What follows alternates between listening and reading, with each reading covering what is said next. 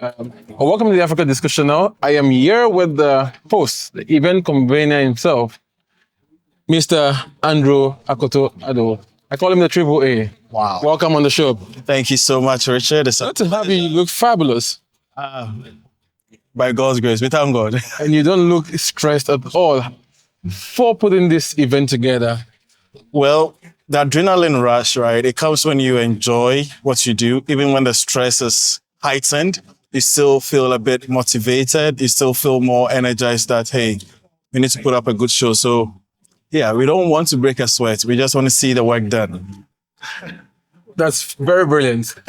We don't want to break a sweat, we want to see the work done. And he has eventually put together the work, and it has been fabulous in our sight. Now, Andy, just want to contextualize the conversation a little bit. Yeah. Right. Partnering for Change. What's all about? So I like to think of Partnering for Change not just as a thought leadership event, but as an initiative. So an initiative in the context of bringing people within the development space, public sector actors, private sector actors, and then also the social economy actors, which I feel like Reach for Change is in that sort of category, where we are very much interested in the social entrepreneurial side of things. So social product that do good and do well at the same time. Yeah. So it could be an edtech initiative that we are championing. It could be a green circularity. So it has the value creation model where we say it has an economic value and then a social value. So Partnering for Change seems to be that platform that gives us the leverage of inviting the minds of all the key actors that's supposed to be connected to the dots, Oh, okay. And we bring them together. We explore initiatives and ideas around what we are doing.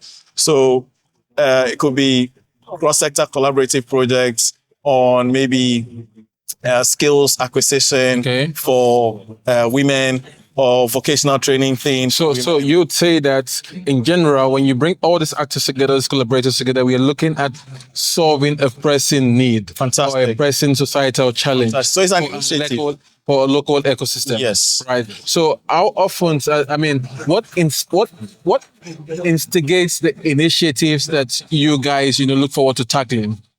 All right. So first is the conversations that is happening within the ecosystem. All right. So Reach for Change will soon to be invited into, let's say, a World Economic Forum conversation on vocational skills. Okay. The need for vocational skills to be a major outlook for development actors or the government.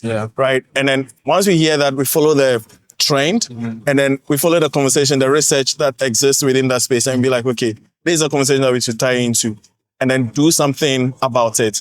Right. So that instigates the gathering. So then we will say that, okay, we are expanding on that thought, and then we are inviting actors, collaborators to discuss further. Fantastic. And then find solutions or offer solutions to the problem state. Exactly. That's really brilliant. Exactly. Now let's deal with the context of, women empowerment and social change. Right. I was very much excited about the change talks that happened, having seen women entrepreneur who has moved the needle, right, in separate field of endeavors and separate industries, and made a mark for not just themselves, for the country Ghana, and positioning the womanhood, right, on a scale where they can compete with the already existing, knowledge of men-dominated industries. Absolutely. Right. Absolutely. For you, having interacted with these change leaders over a period, having dealt with them or worked with them, what has been the most, what really has come off to you that helped you really appreciate the impact Reach for Change is making in the life of these women? There's something that came up during one of the breakout sessions that I think it just highlights what Reach for Change impacts stories about.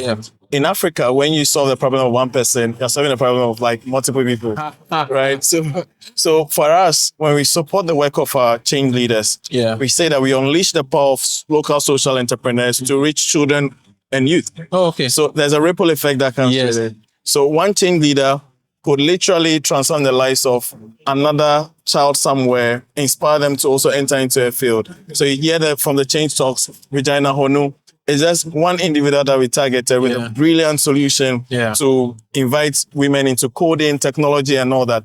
Serve as a platform for them to begin to explore digital transformation initiatives and things like that. From one Regina, we have a number of individuals that come out of these young people into the program. And now she's running projects in Ghana, Burkina Faso, and what have you.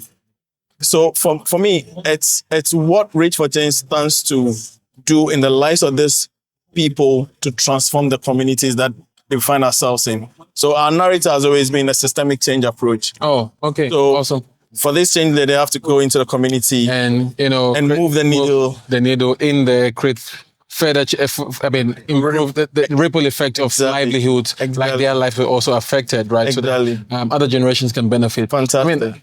Just saying what you said, speaking about the breakout session, I remember what John said on the panel, where he said, if you look at Europe and you ask for a family, you're looking for he and his wife, two children. But when you talk about the family in Africa, you're looking at about 50 people. Absolutely. So definitely. That's not a breakout, panel discussion. Panel discussion, yeah. So, definitely you then realize that when you solve a problem for one in the context of the African continent, solve a problem for large majority of people who actually have some similar challenges like that. Now, let's speak about further initiatives that Reach for Change is looking at and how, moving on from this event, the commission from this event are going to create further impact, how we transform lives. Yeah. Thank you for that question. There's a lot in store. This conversation alone that we've had, women, economic empowerment, and systems change. Yeah. As I said earlier, we've built this initiative to hack into an ongoing conversation. Yeah. So we're in the wake of the International Women's Day. It's on the 8th. Yes. The conversation is accelerate action. Yeah. And for us, the narrative has always been that women are not necessarily left behind, but they are not really being involved in the conversation. That's right. Right. But if they're involved in it, it's just to take some boxes. We had women here. But for us, we want to create programs that's supposed to unleash the strength of these women. So we have Scania West Africa currently doing a sort of conceptualization for a women moving in the city program on the backdrop of a project that they did in 2017. So currently Reach for Change, through the breakout session, even came out. Reach for Change would engage them. Since we've heard from the big minds, the guests and all that, now Scania gets the narrative that this is critical. Yeah. So what Reach for Change is proposing to them about, we expanding the Women Driving the City program with GIZ. They're hoping that will be taken up. Okay. And then we'll get a PPP, program by GIZ. That's right. To partner us to expand that. The other side of it is our long-time relationship, yet again, with GIZ, the We Do program, around their remittances, diaspora involvement in supporting businesses. Reach for Change serves as a coach, business coach for the We Do program. So we have our staff, colleagues of mine, who supports businesses, women-led, economic advancement type of businesses in terms of agriculture, agro-produce, and all that. So we are hoping that we expand that program to get We Do program to be a standalone. So in priority, you work across board with development partners. Exactly. To implement the initiatives that comes out from the conversation. The discourses that drive solutions. Yes, the discourses that drive solutions. I like that. Awesome. The discourses that drive solutions. And right now, based on that, we have Village Capital with the NORAD, Norwegian Development Corporation. NORAD also backing us for the Entrepreneurship Ecosystem Development Program on entrepreneurship sustainability in Africa. I have a quick question for you. Before you end that, in your submission, how do these women get access to these opportunities? So you're speaking about an initiative, you're talking about Village Capital with the Norwegian Commission. How do women really get access to these opportunities? And talking back from the perspective where it's not just about ticking the boxes, right? But rather creating knowledgeable impact that can have ripple effects. How are you sorting these women out? How are you getting these women into the programs? So it's two ways. Number one, Partnering for Change. Okay. We let them come and see what is happening. They get excited. It's like the first VR experience. The virtual reality, we give them, and then there's a lot here. And then we let them ask us more questions. Yeah. So we invite them over, and then we need to integrate it. And of course, the campaign is also such that we work through various networks, Okay.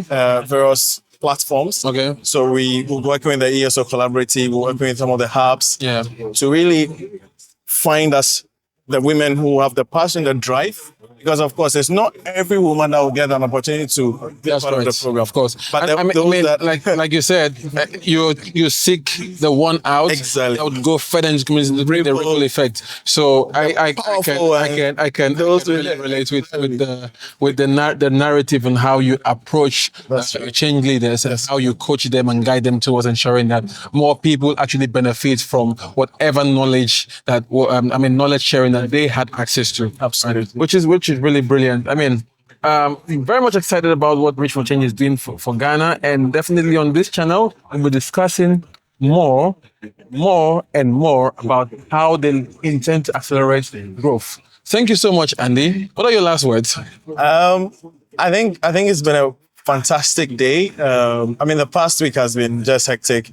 And I want to thank Discourse channel for your collaboration. Thank you very much. For your involvement in everything that concerns development. Youth entrepreneurship development, and of course the digital space. And so I'm looking forward to working with you more. And also, please keep engaging with Reach for Change. If you have any question, any feedback, anything that you want to reach out, we are very much accessible now on socials. Yeah, very, very forthcoming with our things. So just follow us and let's see how things go. On behalf of our listeners and our audiences, we're going to ensure that we keep engaging with Reach for Change so we can give you critical knowledge that helps shapes the narrative of the ecosystem and the society around us. Thank you so much, Andy. Thank you. It was great having you. Yeah, it's great. It's great being here.